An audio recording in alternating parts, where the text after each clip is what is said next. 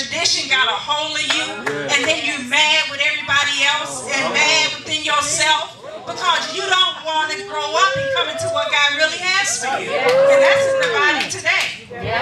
Well, you know, sometimes people don't want to believe God is in you. But one of the things that we was taught in this house, if you don't believe that God will use me, then you probably will never believe God will use you. You know, one of the things that we have down here, it said that we must begin to see our leadership differently. First, we must recognize that they are called of God. Then we must recognize that they know the way. God has allowed them to go before us, and although they may not know everything, they know more than the ones that they are leading. That is why they are the leaders.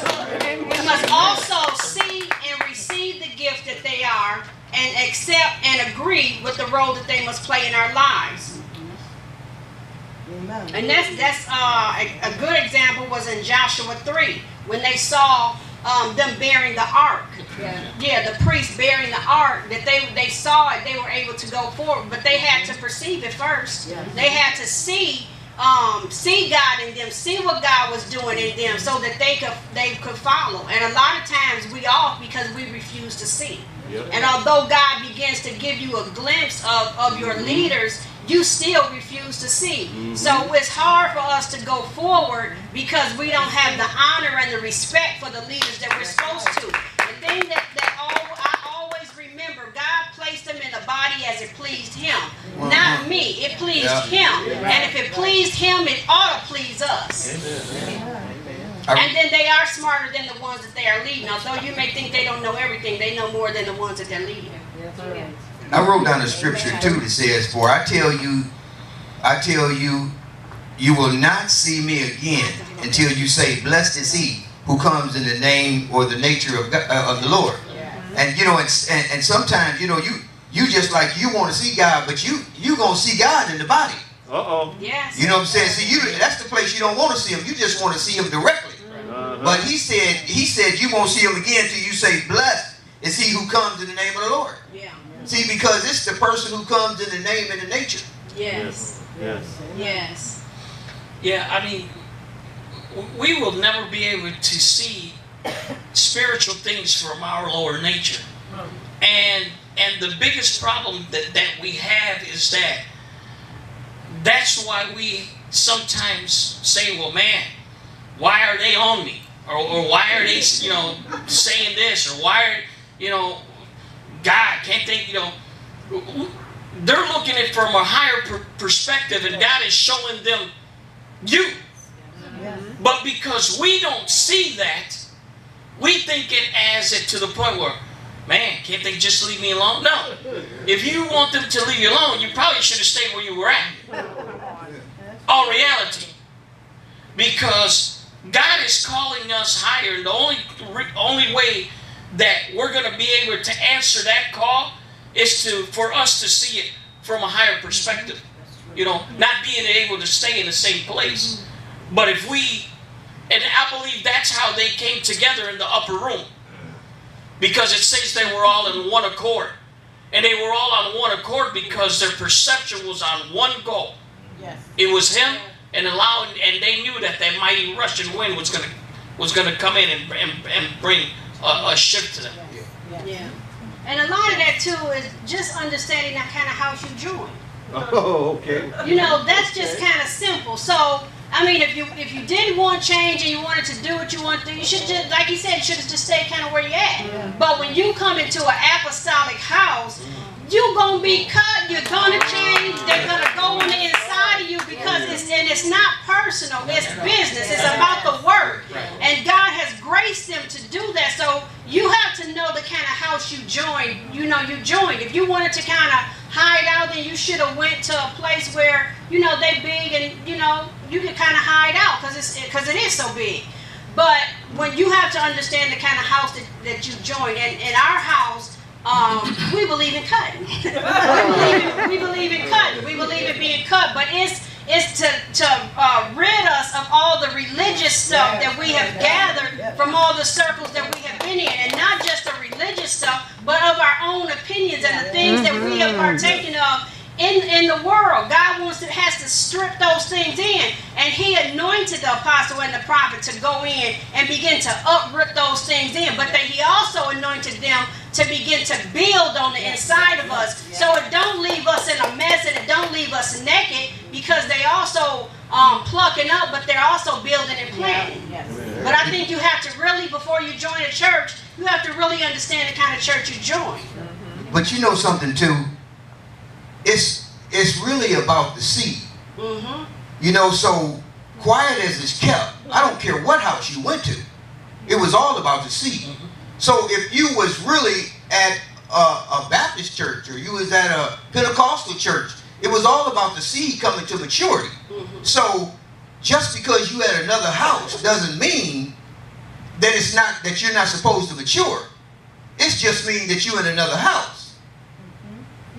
You know what I'm saying? So it's really all about the seed. Now, because of the fact that you are a seed that's planted, God is able, and if you have a desire to come to the place, although you're at another place, God will begin to unction you to go to another place where you can be taught and trained. Why? Because it was really all about the seed.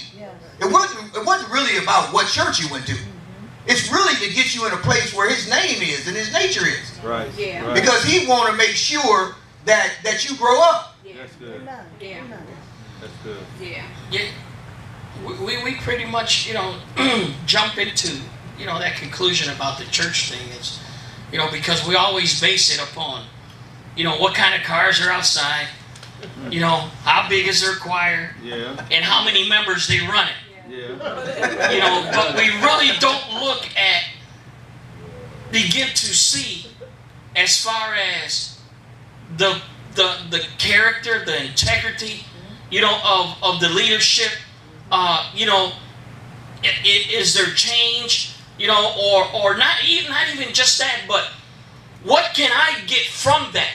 You know, am I going to grab a hold of things that are going to change my life and not even worry about, you know, how big or how adequate the place is? You know, instead of, like you said, worrying about the seed, because I know the seed that I carry is not for me, myself, but it's for being able to reproduce that seed and allow God to water it. Now, is it important for that seed to be in the right environment? Yes, it's important for that seed to be in the right environment. Because as we know in the natural, the seed needs sunlight, it needs rain, it needs, you know, a whole bunch of stuff, you know, and the soil and everything. And I believe that the right church is important, you know, for that seed to grow. You know, and that's why we believe that an apostolic, whether an apostle or prophet, we believe that they're the overseers, they're the husbandmen, they're the ones that feed the seed, nurture the nature. They're the ones that are, you know, able to help us to allow the seed to grow. And normally when God gathers, He gathers us by a sound. There's a sound that comes. He begins to release a sound in the atmosphere to let you know to come into this place. When I came to this ministry, it was about the sound that I heard coming out of it. That's what God began to use to gather me and bring me into that place. It was the sound. And so when I came into this, it wasn't, and I had kids, and it wasn't about a children's ministry. It wasn't about us. It wasn't about none of that. It was about the sound. It was about the weight of glory. It was about God meeting me in this place. It was about God ministering to me when I came to this place. I knew He was here.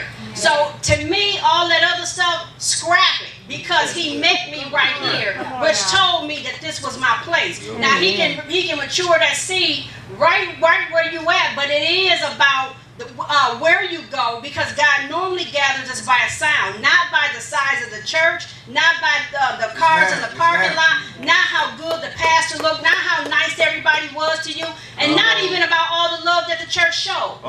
It ain't even about that. It's about the the sound. And it begins to resonate on the inside of you. It begins to bear witness on the inside of you to let you know that this is your place. Now, I'm saying this because I know that there are people out there that God is shifting and people are moving around. But you have to pay attention to the sound. You have to be gathered by the sound. And you can't look at external things and determine what's for you and what's not for you.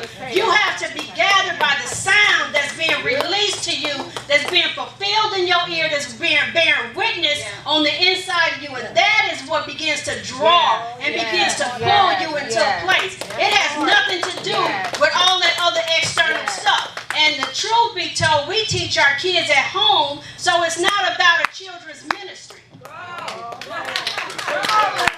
It's not about a singles ministry. It's not about, because if you begin to allow God to draw you into that place, you begin to allow God to open up your eyes and begin to do what He needs to do on the inside of you, you don't need those things.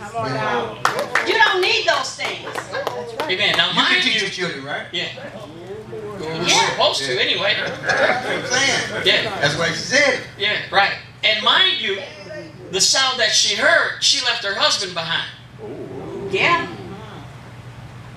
I mean, it was like, I'm like, where you going? Yeah. I'm like, okay. And when God draw you, that's what you do. I told, look, I found my people. My people over here. My people over here. But there was such a drawing. There's such a drawing. Even when I would run into the man and the woman of God, and I didn't know them, and I'm not the type that even go up and speak to somebody that I don't really know. But I remember seeing them in Walmart, and my belly was like, go speak, go speak, go speak. Because it was such a drawing to them. I knew this is where I was supposed to be. And when you begin to go into other places, don't judge it externally. Please don't judge it externally, because it's like Elder Gary said, it is about the seed. Yep. It's about that seed coming to maturity. Yeah. It's about what God wants to do with you in your life and in your family's life. So it's very important that we respond to that sound and what we're feeling, that unction, that bearing witness that we get. So as people are being gathered and moving from places to places, you better know where you're going. You don't judge it by the external stuff. Don't judge it by the external stuff.